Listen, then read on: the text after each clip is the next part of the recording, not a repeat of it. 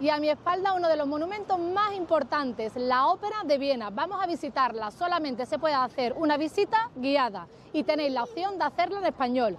Vamos a entrar y ahora os lo comento todo. Pese a la majestuosidad de la ópera, te cuento que sus inicios fueron algo oscuros.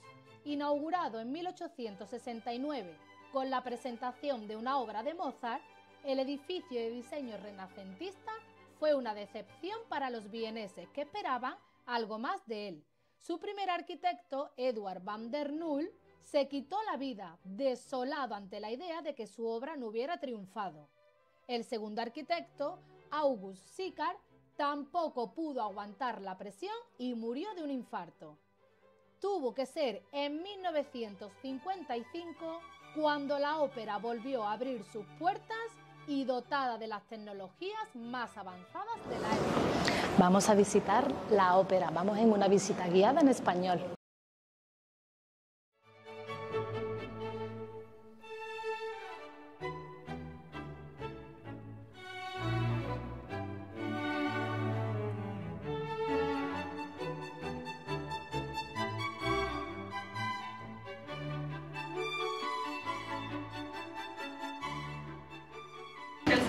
Acabamos de ver la sala más importante, que era la sala del emperador Francisco José I. El escenario es muy grande y tiene una superficie de 1800 metros por cuadrado. 4 veces más que la sala del auditorio. Es muy grande y todas las partes que ahora tampoco podemos ver en total tienen esa superficie.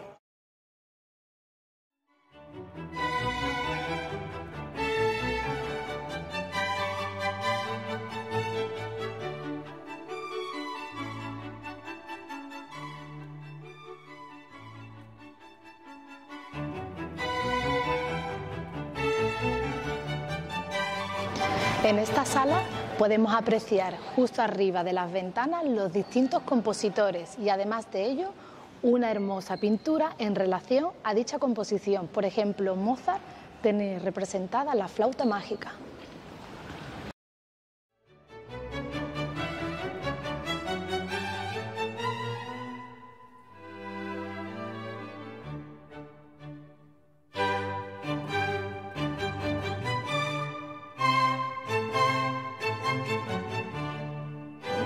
Acabamos de terminar nuestra visita guiada por la Ópera de Viena. Es un edificio de estilo neoclásico barroco. Tan solamente se conserva el 20%. El 80% restante se quemó en un incendio, pero ha sido todo reconstruido.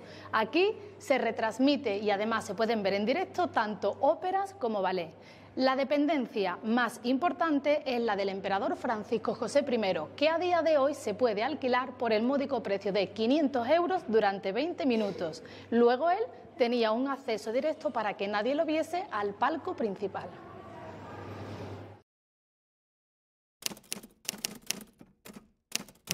Vamos a visitar el Museo de Historia del Arte, que es un edificio gemelo al Museo de Historia Natural, que ya visitamos el otro día.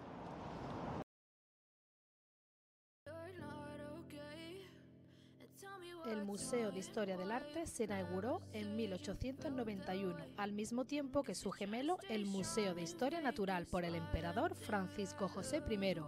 Ambos tienen exteriores idénticos y están uno frente al otro. Además, comparten la Plaza de María Teresa.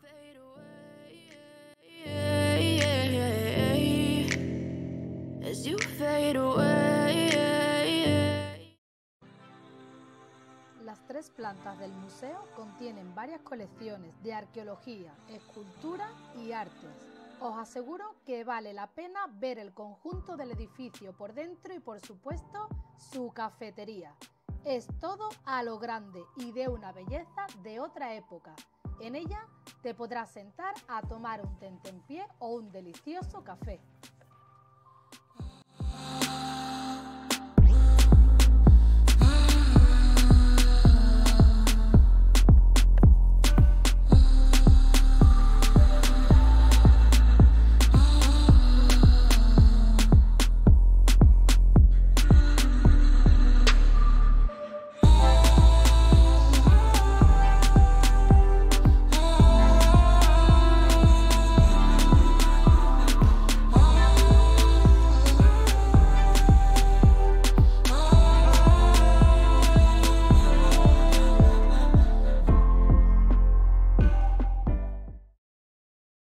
Este museo es uno de los de origen real más importantes de Europa, ya que alberga la mejor colección mundial de Rubens, así como el del Museo del Prado. También en él encontraréis cuadros de Velázquez, Rafael, Durero, Correggio, Tiziano, Giuseppe Caravaggio y Vermeer, entre otros grandes artistas.